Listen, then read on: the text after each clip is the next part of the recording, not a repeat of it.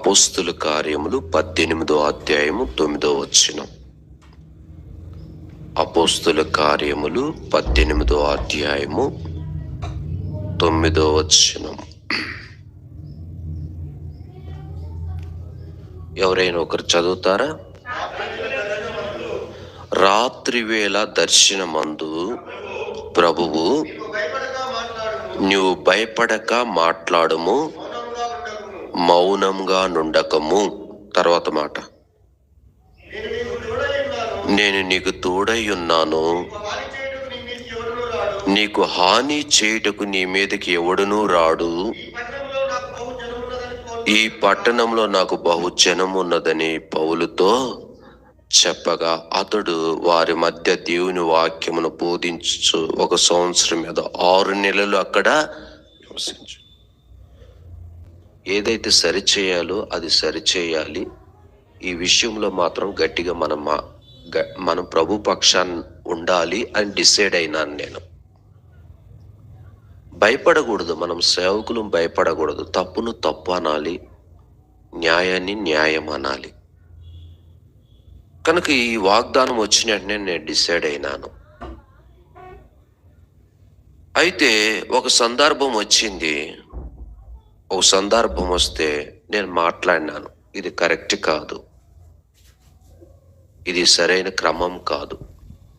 దేవుని మందిరము, దేవుని సంఘం అంటే ఒక క్రమం, ఒక డిసిప్లిన్, ఒక పద్ధతి ఉంటుంది. మాట్లాడాల్సి వచ్చింది, మాట్లాడినాం.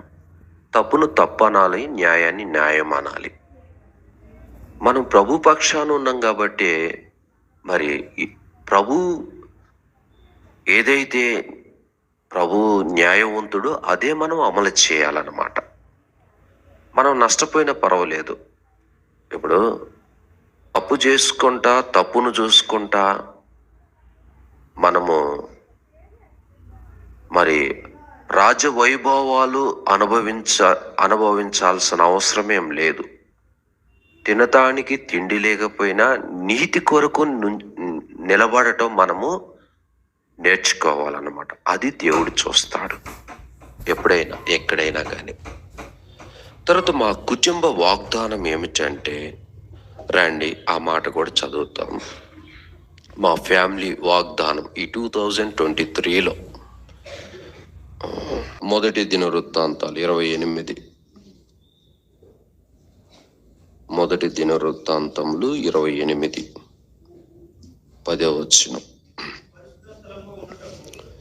పరిశుద్ధ స్థలముగా ఉండుటకు ఒక మందిరమును కట్టించుటకై యెహోవా నిన్ను కోరుకునిన సంగతి మనసునకు తెచ్చుకొని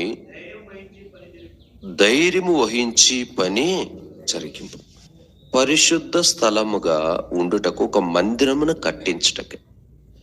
ఈ వాగ్దానం చూసిన వెంటనే మందిరం కట్టడం ఏంటి, మరలా ఏం మందిరం కట్టాలి? అంతా లిఫ్ట్ పని చేయించినాను, ఫ్లోరింగ్, ప్లాస్టింగ్లు, పెయింటింగ్, మొత్తం గ్రానైట్స్ వర్క్ అంతా కంప్లీట్ చేసినాము, ఇంకెక్కడ మందిరం కట్టేది అని నేను అనుకున్నాను. ఎక్కడ కట్టాలి అని అప్పుడు అనుకున్నాను, సరే భౌతిక సంబంధమైన మందిరాన్ని కట్టినాము, కావలసిన పని మన వంతు మనం నిలబడి చేసినాము, ఇప్పుడు ఆత్మ సంబంధమైన మందిరం కట్టాలేమో అనుకున్నాను నేను. అయితే అక్కడ దేవుడు స్పష్టంగా ఏమన్నాడంటే, పరిశుద్ధ స్థలముగా ఉండుటకు అంటే పరిశుద్ధమైన స్థలముగా ఉండుటకు ఒక మందిరమును కట్టించుటకై యెహోవా నిన్ను కోరుకున్నాడు. అంటే దేవుడు ఒక పర్పస్, ఈ సంవత్సరం ఏదో ఆయన పని ఉన్నది, మందిరం కట్టాలి, ఒక పరిచర్యని కట్టాలి, ఒక పనిని కట్టాలి అని అనుకుంటే నేను అనుకున్నా, మళ్ళా అవుట్ ఏజెన్సీకి తర్వాత కొంచెం బయట మనము దేవుడు ఇచ్చిన దాంట్లో హెల్ప్ చేస్తూ ఉండేవాళ్ళము. అట్లా బయట ఏమన్నా రిమోట్ ఏరియాలో ఏమైనా మందిరం లేని వాళ్ళకు మందిరం కట్టియాల్సి వస్తుందేమో, వాళ్ళకి ఏమైనా హెల్ప్ చేయాల్సి వస్తుందేమో, ఆ విషయంలో కూడా ఆలోచన చేస్తూ వచ్చినాను. అయితే తర్వాత పరిస్థితులను బట్టి నాకేమనిపించిందంటే, ఓహో, దేవునికి ముందుగానే తెలుసు తన ఉద్దేశం, ఆయన సంకల్పము, ఆయన ఏర్పాటు మనకు తెలియదు, దేవుడికి ముందుగానే తెలుసు. ఈ పరిస్థితులన్నీ దేవుడికి ముందుగానే తెలుసు. అయితే ఆయన చిత్తము నెరవేర్చబడాలి. ఏంటిది? ఒక సంఘం కట్టబడాలి, ఒక మందిరం కట్టబడాలి, ఒక పరిశుద్ధమైన స్థలము మరి ఏర్పాటు చేయబడాలి. దీని కొరకు దేవుడు పరిస్థితులు అనుమతించినాడేమో నాకు అప్పుడు అర్థమైంది. కనుక ఇది ఏ వ్యక్తి ద్వారా జరిగినది కాదు, ఏ మనుష్యుని ద్వారా జరిగినది కాదు. ఈ పరిస్థితులు మా మా విషయంలో ఇది దేవుని యొక్క ఏర్పాటు, ఇది దేవుని యొక్క సంకల్పం. ఇది ఈ పట్టణములో, అంటే పట్టణం అంటే సిటీ, ఈ పట్టణములో నాకు బహు విశేషమైన ప్రజల కలరు అని దేవుడు అన్నాడు. అంటే బహుశా ఈ పట్టణంలో దేవుడు ఏర్పాట్లు ఉన్న వారిని సమకూర్చాలేమో దేవుడు వాగ్దానం. తర్వాత ఒక పరిశుద్ధమైన సంఘంగా కట్టాలంటే ఒక నూతనమైన సంఘాన్ని కట్టాలేమో దేవుని ఉద్దేశం.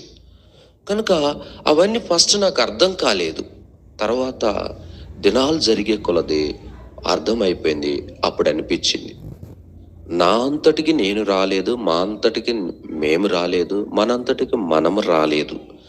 దేవుని యొక్క ఏర్పాటును బట్టి, సంకల్పమును బట్టి ఆయన వాగ్దానము నెరవేర్చబడాలి, ఆయన ఉద్దేశం సఫలపరచబడాలి, ఆయన చిత్తం నెరవేర్చబడాలి, ఆయన పని జరగాలి.